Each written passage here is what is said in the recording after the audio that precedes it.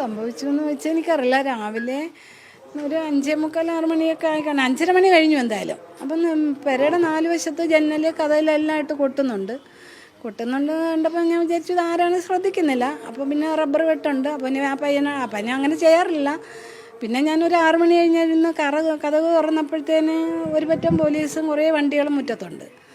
അപ്പോൾ അതിൽ തന്നെ പോലീസ് ഡ്രസ്സ് യൂണിഫോമിലുള്ളവരുണ്ട്, സിവിൽ ഡ്രസ്സ് ഉള്ളവരെല്ലാവരും ഉണ്ട്. അപ്പം ഞാൻ കതക് തുറക്കുകയും ഒരു വനിതാ പോലീസും 2-3 സ്റ്റാറുള്ള വ്യക്തിയാണ്. ഇവർ 2-3 പേര് അകത്ത് കയറി. അപ്പം ഞാൻ ഇവരകത്ത് കയറിയപ്പോൾ ഞാൻ എന്തോന്ന് ചോദിക്കുന്നു, ചേച്ചിയുടെ മോൻ വെളിയിലുണ്ട്. അപ്പോൾ അവൻ ഇത് അറിഞ്ഞു വന്നതല്ല, അവന് പത്ര ഏജൻസി ഉണ്ട്. അപ്പോൾ അവൻ പത്രം കൊണ്ട് വന്നപ്പോഴാണ് ഇവരെയും കാണുന്നത്. അവൻ വരുമ്പോഴും വീടിന് ചുറ്റും പോലീസുകാരാണ്. അപ്പം ഞാൻ അവനോട് ചോദിച്ചില്ല. അവനോട് ചോദിക്കാനുള്ള സാഹചര്യമൊന്നും കിട്ടുന്നതിന് മുമ്പ് ഇവരകത്ത് കയറിയപ്പോൾ ഞാൻ മാഡത്തിനോട് ചോദിച്ചു, എന്താ മാഡം എന്ന് വെച്ചപ്പോൾ അവർക്കറിയില്ല, അവർക്ക് കാര്യം അറിയില്ല. അപ്പോൾ രാഹുലുണ്ടോയെന്ന് ചോദിച്ചു. ഞാൻ പറഞ്ഞു ഉണ്ടെന്ന് പറഞ്ഞു.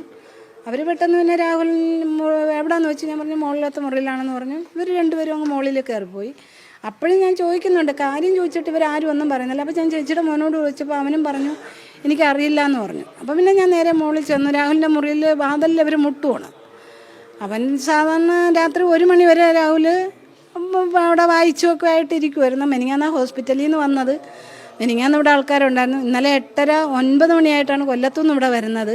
അപ്പോൾ ഇവരുടെ ആ രീതി കണ്ടപ്പോൾ രാഹുൽ എന്തോ ഒരു ഭീകരവാദിയാണോ, എനിക്കത് മനസ്സിലാകുന്നില്ല. അപ്പോൾ പിന്നെ ഞാൻ ചെന്ന് അപ്പോൾ അതിലൊരു സാറിനോട് ചോദിച്ചു, സാറേ കാര്യം പറയുമെന്ന് പറഞ്ഞു. അപ്പോൾ പൊളിറ്റിക്സ് അല്ലേ എന്ന് ചോദിച്ചു.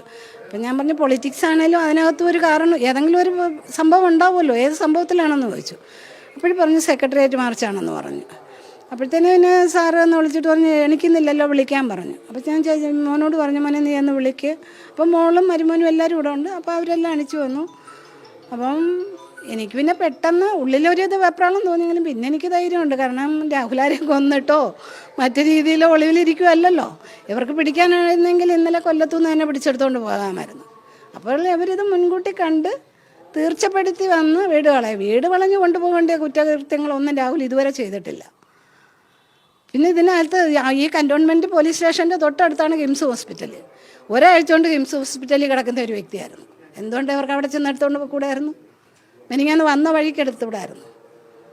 ഇവർ ഇന്ന് രാവിലെ ഈ കാണിച്ച പ്രവൃത്തി എന്ന് പറഞ്ഞാൽ അതിന് ഇത് രാഹുലും കൂടി വന്നിട്ട് എന്തുവാന്ന് വെച്ചാൽ ഞാൻ തീരുമാനിക്കും. വീട്ടിൽ എൻ്റെ മോളും മരുമോനും ചേച്ചിയുടെ മോൻ അപ്പോഴും വന്നു, അവനും രാഹുലും ഉള്ളായിരുന്നു. രാഹുൽ എന്ത് പറഞ്ഞു പോലീസ് കസ്റ്റഡിയിൽ എടുക്കുന്ന സമയത്ത്? പോലീസ് കസ്റ്റഡിയിൽ എടുക്കുന്ന സമയത്ത് പറഞ്ഞാൽ നമുക്കാരെങ്കിലും എന്നോ വിളിക്കണമെന്നോ തോന്നിയാൽ പോലും, കാരണം വനിതാ പോലീസുണ്ട്. അപ്പോഴിനി നമ്മൾ ഫോൺ വിളിക്കുമ്പോൾ അവരുടെ പ്രതികരണം എന്താവുമെന്ന് എനിക്കറിയില്ലല്ലോ. നമ്മൾ പോലീസ് സ്റ്റേഷനുമായിട്ടൊന്നും ബന്ധമുള്ള കൂട്ടത്തിലല്ലല്ലോ. അപ്പോൾ പിന്നെ രാഷ്ട്രീയമല്ലേ, അതിൻ്റേതായ രീതിയിൽ ഞാനങ്ങ് കണ്ടു. പിന്നെ അവർ വന്നു, പോലീസുകാർ വന്നിട്ട് ഇത് ചോദിച്ചു. അപ്പം പിന്നെ ചോദിച്ചു കൊണ്ടുപോകുമെന്ന് ചോദിച്ചു ഒരു പോലീസുകാരനോട്. അപ്പോഴും ആ പുള്ളിക്കും അറിയില്ല, കാരണം പുള്ളി യൂണിഫോമിലല്ല. ഉണരുന്നത് പോലീസ് മുട്ടി വിളിക്കുമ്പോഴാണ്. കാരണം ഒരു 5:45 കേൾക്കണം. കാരണം 5:30 മണി കഴിഞ്ഞപ്പോൾ തൊട്ട് ജനലിലും കഥയിലും ഒക്കെ മുട്ടുന്നുണ്ട്. Calling bell അമർത്തിയിട്ടില്ല. അപ്പോൾ ഇവർ 4 വശവും നിൽക്കുന്നു എന്ന് പറഞ്ഞാൽ രാഹുൽ രക്ഷപ്പെടരുത്. ഇവർ മുൻകൂട്ടി വന്നതല്ലേ രാഹുലിനെ കൊണ്ടുപോകാൻ വേണ്ടി.